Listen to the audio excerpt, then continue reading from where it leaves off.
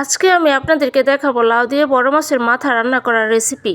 Hello everyone, আসসালামু আলাইকুম। Liza's cooking মানে সহজ রান্না, সহজ রেসিপি। প্রথমে লাউটাকে ধুয়ে নিতে হবে এবং মাছটাকে হালকা করে ভেজে নিতে হবে। এখানে পরিমাণ মতো তেল দিতে হবে এবং পেঁয়াজগুলোকে ব্রাউন কালার করে ভেজে নিয়ে 7-8টা কাঁচামরিচ বেটে দিতে হবে। একটু পানি দিতে হবে যাতে মশলাটা না পড়ে যায়।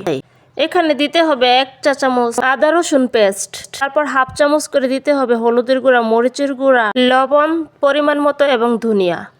এগুলো সবগুলো দিয়ে ভালোভাবে কষিয়ে নিতে হবে। উপরে তেল উঠে গেলে মাছ ছেড়ে দিতে হবে। মাছ কষানো হয়ে গেলে যখন উপরে তেল চলে আসবে তখন আমি লাউগুলোকে এখানে ছেড়ে দেব। ছেড়ে দিয়ে ভালোভাবে উল্টিয়ে পাল্টিয়ে দিব। এখন এটাকে ডেকে দিব লাউয়ের পানি দিয়ে লাউ সিদ্ধ হওয়ার জন্য।